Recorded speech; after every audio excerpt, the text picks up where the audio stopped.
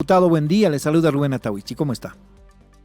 Muy buenos días, Rubén. Le quedo agradecido por la oportunidad y por intermedio de tan prestigioso medio de comunicación. Muy buenos días a los gentiles radioescuchas.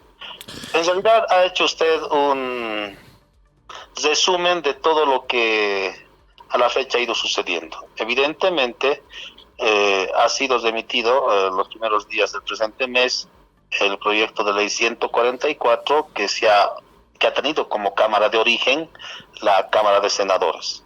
En consecuencia a esto, en virtud del cumplimiento del procedimiento constitucional que se tiene establecido en el artículo 162-163 de nuestra Constitución Política del Estado, que es concordante a la vez con el 116 del Reglamento General de la Cámara de Diputados, y en el entendido también de que a partir del 2 de agosto formalmente se puso a conocimiento de la Asamblea Legislativa la sentencia constitucional 060, que es en virtud de un recurso abstracto de inconstitucionalidad que señala que a partir de este momento, para este tipo de procesos electorales que involucren la renovación de estos altos tribunales, en estricto apego a lo que establece el 183 de nuestra Constitución Política del Estado, debe excepcionalmente obrarse de la siguiente manera, es decir, aprobar un proyecto de ley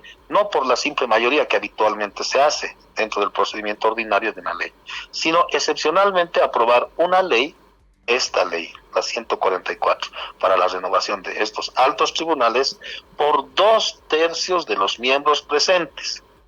Y a partir de la página 53 de la sentencia 060, en la parte del fundamento del fallo, explica que debe llevarse adelante todo el procedimiento legislativo ordinario con el único componente que todas las decisiones deben llevarse por 2/3.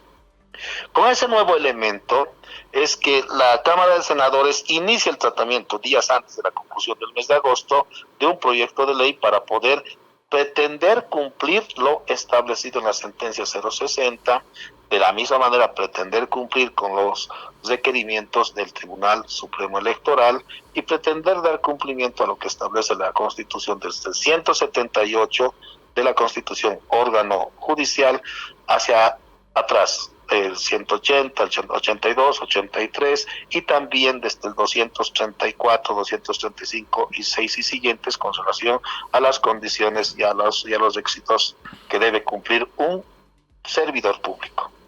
Con todo este elemento, una vez concluido el trámite en la Cámara de Senadores, que se constituye en esta oportunidad como una Cámara de origen dentro del procedimiento legislativo, remitido a conocimiento de la Cámara de de Diputados, se remite inmediatamente a conocimiento de la Comisión de Constitución, para que nosotros nos constituyamos en una instancia de revisión de todo lo que hasta ese momento se había generado en la Cámara de origen.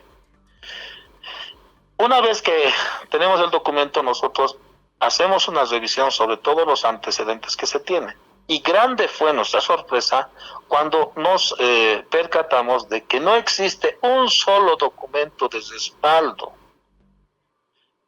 Por ejemplo, a la decisión que se asumió para conferirle al Tribunal Supremo Electoral solo 90 días, siendo que aún está vigente la ley 929, que es una modificación a la ley del régimen electoral, es decir, a la 026, donde se le confiere al Tribunal Supremo Electoral 150 días, desconociendo en la Cámara de Senadores que a la fecha, producto de conexitud, en la sentencia 060 se dejó o se declaró inconstitucional la ley 1513, donde se le confería 90 días al Tribunal Supremo Electoral. Y queda vigente los contenidos de la ley 929 que le confieren 150 días. En consecuencia, lo mínimo que debería tener el expediente que se nos remitió a la Comisión de Constitución, que viene de la Cámara de Senadores, es una nota formal del Tribunal Supremo Electoral que señale su aceptación con esos 90 días una aceptación técnica, con fundamentos técnicos sobre la factibilidad de organizar un proceso ya no en 150 días, sino en 90 días. Esto no se generó. Un escenario. El otro escenario que también tuvimos la necesidad de consultar, una de las consultas es al Tribunal Supremo Electoral con relación a este tópico que les estoy explicando. El otro escenario, no debemos olvidar que el presupuesto general del Estado de la gestión 2023 preveía que se tenía que invertir recursos para la organización de este proceso, un poco más de 150 millones de bolivianos, que debían ser invertidos en la gestión 2023 hasta el 31 de diciembre. Ya queda absolutamente superada la condición de que tengamos que llevar adelante la organización en la presente gestión. No se va a llevar adelante por los tiempos incluso que ha señalado el referido proyecto de ley que ha sido aprobado en el Senado, que ya preveía que este proceso electoral se tendría que realizar en la primera quincena de enero con la correspondiente posesión hasta la primera quincena de febrero. Si es que hubiésemos transitado un procedimiento rápido como el de la Cámara de Senadores, sin hacer ninguna consulta, sin hacer ninguna verificación. Siendo que hemos hecho las verificaciones y hemos mandado en consulta, tenemos que también tener una respuesta del Ministerio de Economía y Finanzas si es que se garantiza dentro del proyecto del presupuesto general del Estado de la gestión 2024 la asignación de una partida presupuestaria y con qué cantidad de recursos, hecho que tampoco se tiene materializado en el expediente del trámite legislativo del proyecto 344. Son dos temas sencillos, pero también existen otros temas que son de preocupación. Por ejemplo, como no ha sucedido, porque tenemos desde el 2011 procesos electorales para la constitución o la renovación de estos altos tribunales de justicia a partir de la promulgación de la Constitución en el 2009, el 2011 se inicia el primer proceso electoral y el segundo proceso electoral es el 2017. En ambos procesos electorales, cuando los postulantes se presentaban, la Asamblea Legislativa votaba uno por uno, de manera individual, a cada postulante. A fulano, tantos votos de apoyo de los asambleístas. A Mengano, de la misma manera, ¿cuántos votos tendrá? Para que de esa manera se escoja y se integre para los tribunales supremos de justicia, por ejemplo, en las jurisdicciones departamentales que se escogen, se integren 4 postulantes. Ahora, la propuesta de esta norma lo que busca es que ya no exista votación individual, sino exista una votación por plancha.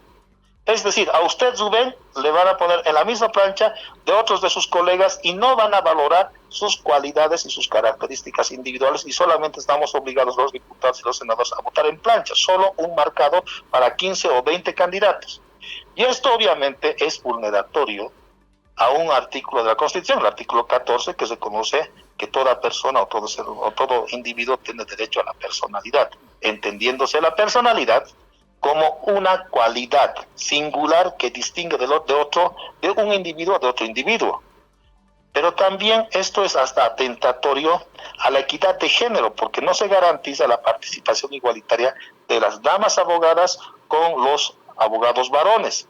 Distinto a lo que sucede con la actual ley que está en vigencia, la 929, que garantiza la presencia de 2 mujeres dentro de las candidaturas y 2 varones dentro de las candidaturas también, obviamente uno con identidad indígena originaria y campesina, conforme la Constitución Política del Estado refiere.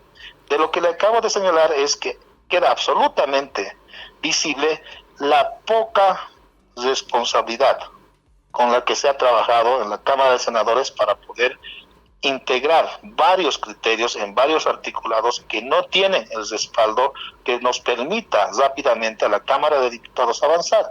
Y en consecuencia de todo esto, se ha visto la necesidad de enviar en consulta al Tribunal Supremo Electoral por el tema de los plazos y por el tema del cumplimiento de la equidad de género que la Constitución reconoce y exige, además.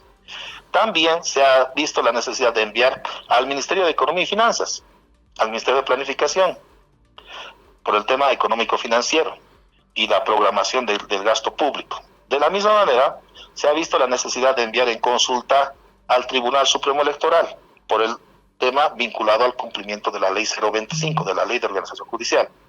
De la misma manera, se ha visto la necesidad de enviar al Consejo de la Magistratura entendiendo que esta es la instancia de control disciplinario fundamentalmente de la Administración de Justicia para que se pueda verificar si los requisitos comunes y los específicos que están dentro de esta ley no estuviesen vulnerando o estuviesen excediendo los parámetros que se tienen en nuestra Constitución, en la Ley 025 y en la Ley 027, que es la ley del Tribunal Constitucional. Y al Tribunal Agroambiental también. Pero no enviamos al Tribunal Constitucional porque en realidad el Tribunal Constitucional no tiene la obligación de respondernos, porque incluso podría generar un conflicto de intereses, porque tal vez en algún momento podría existir la interposición de algún recurso y no podría de manera anticipada emitir algún criterio porque estuviera viciando sus determinaciones de adelante.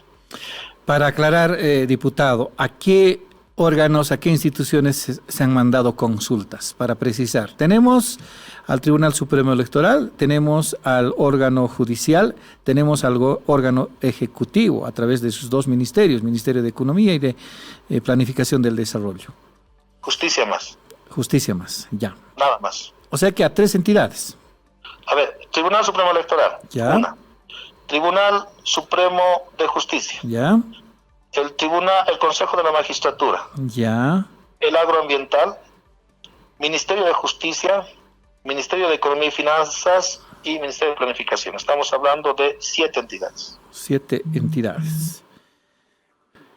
Entonces, a ver, nosotros creíamos que también habían mandado, más allá de los reparos que pudiera haber respecto del Tribunal Constitucional, también habían mandado al Tribunal Constitucional, pero como usted nos dice que incluso hay riesgo de que podrían interponerse conflictos de intereses en este caso. Pero de acuerdo a la explicación, diputado, que dieron los senadores, nosotros hemos hablado también el otro día con el diputado Carlos Alarcón, que logró incorporar en este proyecto de ley modificado 144 algunos acápites del proyecto de ley presentado por Comunidad Ciudadana. Él incluso asistió a algunas de las reuniones de coordinación, aunque como oyente, pero finalmente se hizo pasar como delegado, como técnico, nos dijeron. Pero, ¿cómo se explica la ausencia de autoridades electas, magistrados, 23 y 3 consejeros, a partir del 3 de enero? Ahí se genera una vacancia. ¿Cómo se justifica constitucionalmente esa vacancia? Y ayer también preguntábamos nosotros a alguna fuente en sentido de, por ejemplo, ¿qué pasaría en el caso del presidente del Estado plurinacional? Él termina sus funciones el 8 de noviembre de 2025. ¿Qué pasaría si es que para el 9 de noviembre no tengamos presidente, por ejemplo? Es un extremo decirlo, seguramente, pero es algo parecido, que no ocurra, no se elija un magistrado o un consejero para el 3 de enero, cuando el 2 de enero termina su gestión. Ya, en realidad es parte de lo siguiente, y debemos también explicar a la opinión pública algunas de las inconsistencias de las cuales en este momento se están analizando. Por ejemplo, el proyecto de ley que usted señala y que estamos en este momento analizando, ¿qué es lo que establece? Una conclusión de mandato el 31 de diciembre. A partir de esta conclusión de mandato, que obviamente es en virtud de la aplicación del artículo 183 de la Constitución, lo que señala el proyecto de ley es que, y además el proyecto de ley admite que no va a haber elecciones en la gestión 2023 por los plazos ya concluidos, y confiriéndole a la Asamblea Legislativa los 45 días para que aperture las oficinas para la recepción de las postulaciones y el resto para todo el procedimiento de verificación del cumplimiento de requisitos específicos, comunes, impugnaciones y, entre comillas, evaluación, que no existe tampoco dentro de este proceso, porque la evaluación escrita, la oral y la entrevista se la ha borrado. Esta es una propuesta de Comunidad Ciudadana, habida cuenta de que en su momento fueron abanderados de la meritocracia, incluso propusieron que se conforme una comisión de notables para que pueda hacer la verificación y la selección de los mejores profesionales. Lastimosamente, Comunidad Ciudadana abandona este discurso y ahora solamente pretende que la comisión, ambas comisiones mixtas de justicia y de constitución, se conviertan en instancias de hacer y trabajar simplemente con un checklist, o sea, verificar el cumplimiento de requisitos nada más, y todo eso se remite en sobre cerrado, en plancha, para que se vote en plancha en el pleno y no se dé la posibilidad de que tengamos buenos postulantes en los distintos departamentos.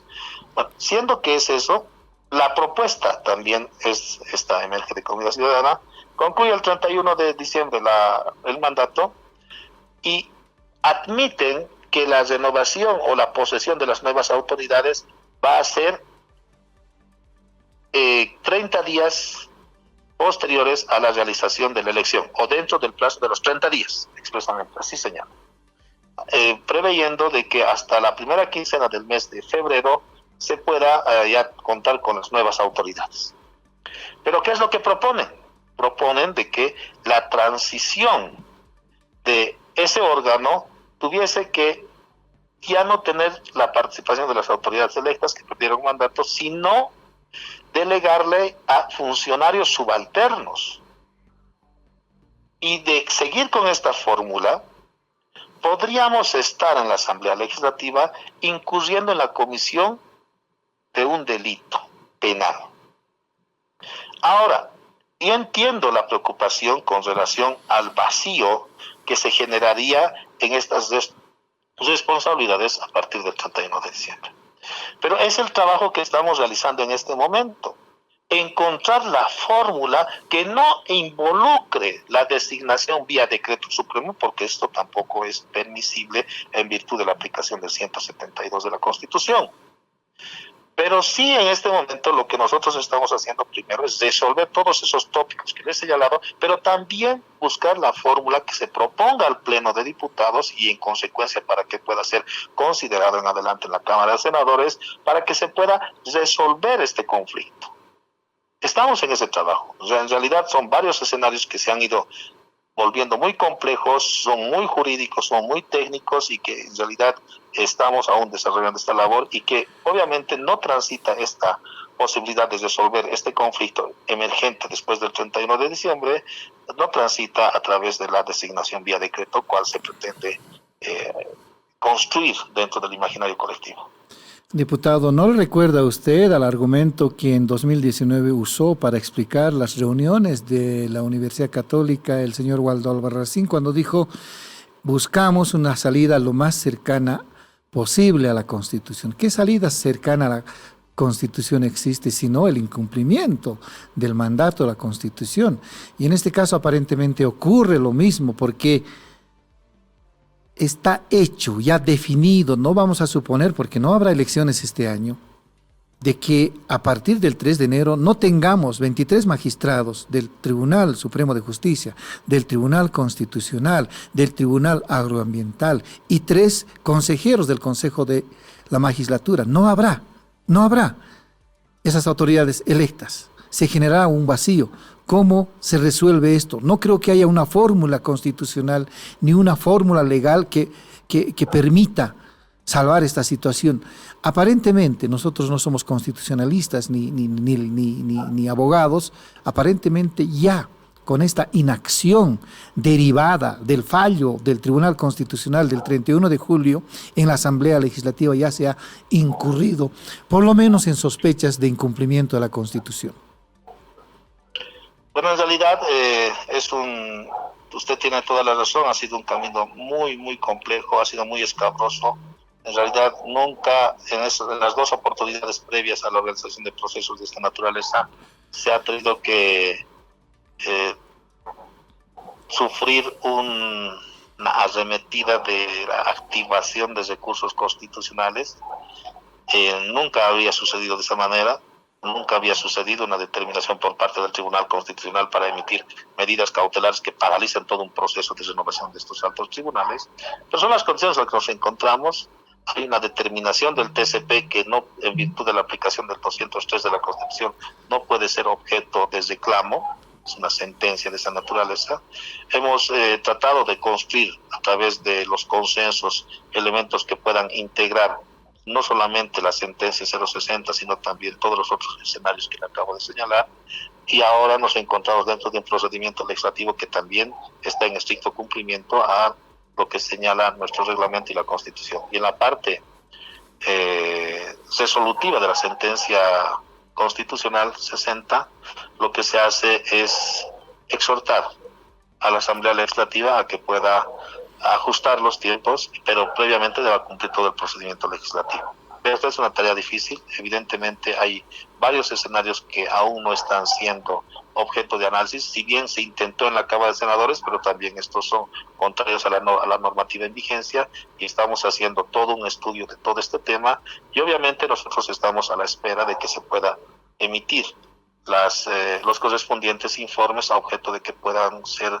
respaldo para que podamos viabilizar esta norma a la brevedad posible y en consecuencia podamos estar iniciando este proceso de renovación de estas altísimas responsabilidades. Al final del día siempre existe la posibilidad de poder buscar mecanismos que nos permitan, sin alejarse de la Constitución, garantizar de un principio fundamental que es el acceso a la justicia de los bolivianos y las bolivianas.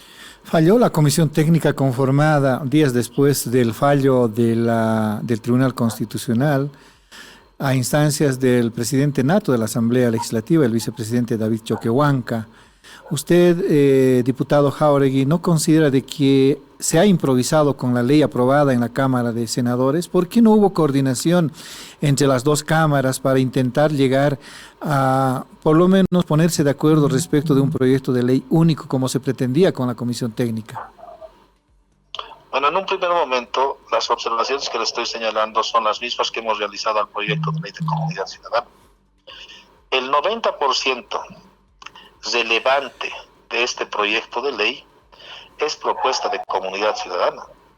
Ha sido la propuesta de comunidad ciudadana la que solicitó que se haga una votación ya no individual de los postulantes.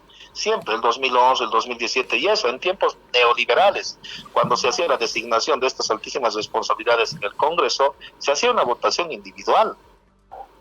Y ahora ha sido la propuesta de comunidad ciudadana que hagamos una votación en plancha, desconociendo los méritos individuales de cada uno de los postulantes.